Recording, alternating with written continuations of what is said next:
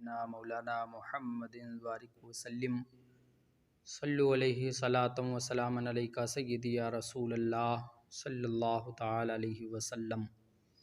अज़ीज़ान गिरामी, जिनके दिल में खुदा का खौफ होता है, खशियत इलाही से जिनका सीना पुर होता है, जो अल्लाह रब्बे क़दीर की ज़ात से डरा करते हैं, अल्लाह जिन्हें अपना करीबी बंदा बना लेता है, उनकी शान, उनका मकाम, उनका मर्तबा अल्लाह कितना बुलंद कर देता है। पूरी कायनात को उनके ताबे और फरमा बरदार बना दिया करता है। आओ इब्राहीम बिन अदहम के वाक़े के ज़रिए समाअत करें कि अल्लाह वालों की शान क्या होती है, अल्लाह वालों का मकाम कितना बुलंद हुआ करता है। हज़रत इब्राहीम बिन अदहम हैं। एक मरतबा हज के इरादे से अपने घर से निकले। इब्राहीम बिन अदहम के घर से हज के लिए जाने का अंदाज़ ये था कि 2 कदम चलते, फिर 2 रकात नमाज नफिल पढ़ते, फिर 2 कदम आगे बढ़ते, 2 रकात नमाज नफिल पढ़ते। इसी तरीक़े से रास्ते भर की तकलीफ़ें, मशक्क़तें, परेशानियां बर्दाश्त करके जब इब्राहीम बिन अदहम हरम काबा में पहुँचे, बैतुल्लाह के पास पहुँचे, तो क्या देखते हैं कि बैतुल्लाह अपनी जगह पर नहीं है, काबा अपनी जगह से गायब है। इब्राहीम बिन अदहम बड़े परेशान हुए कि काबा अपनी जगह से गायब हो गया। लोग न जाने कहाँ कहाँ से सफ़र करके आते हैं हज करने के लिए, काबे का तवाफ़ करने के लिए, लेकिन काबा अपनी जगह से गायब हो गया।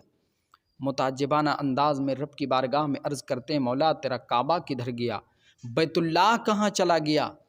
तो रब की तरफ से निदा आई, ऐ मेरे प्यारे इब्राहीम बिन अदहम, तुम इतनी दूर से सफ़र करके आए हो काबे का तवाफ़ करने के लिए, काबे का हज करने के लिए।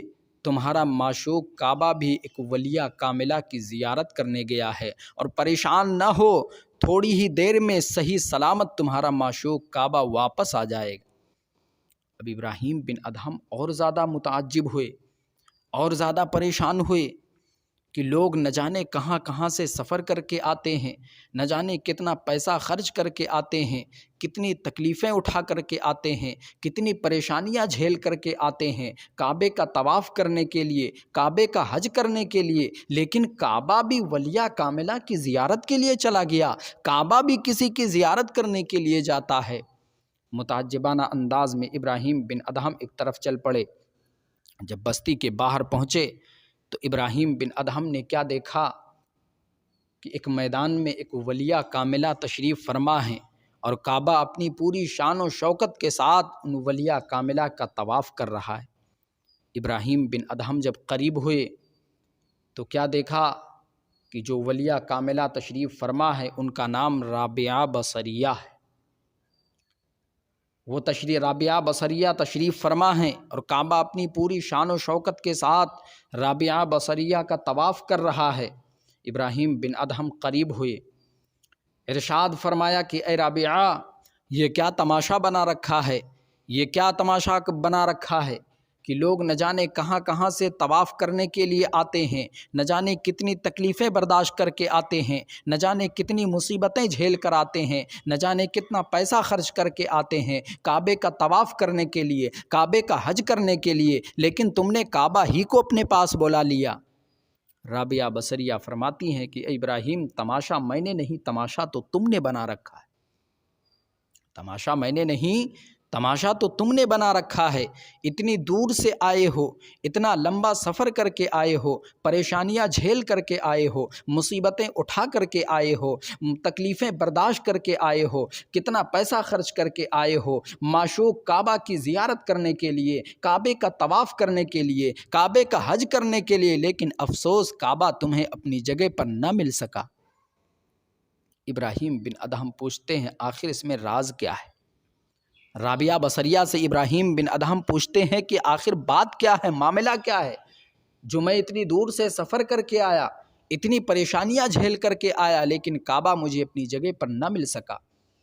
राबिया बसरिया फरमाती हैं कि ऐ इब्राहीम सुनो, तुम घर से आए हो, रास्ते भर की तकलीफ़ें बर्दाश्त करके आए हो, परेशानियां झेल करके आए हो, मुसीबतें उठा करके आए हो, तो काबे का तवाफ़ करने के लिए आए हो। तुम्हारा मकसद काबे का चक्कर लगाना है, तुम्हारा मकसद काबे का तवाफ़ करना है, काबे का हज करना है। लेकिन ऐ इब्राहीम, मेरा मकसद काबे का तवाफ़ करना नहीं होता, काबे का चक्कर लगाना नहीं होता, बल्कि मेरा मकसद उस काबे के वाले रब को राज़ी करना होता है।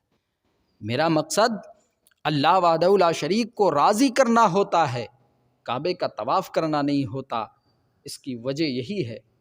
तो मेरे अज़ीज़ान गिरामी, कहने का मतलब ये है कि जिनके दिल में खशियत इलाही पैदा हो जाती है, जिन्हें अल्लाह रब्बे क़दीर अपना क़ुर्ब अता फ़रमा देता है, पूरी कायनात उनकी ताबे व फरमा बरदार बन जाया करती है।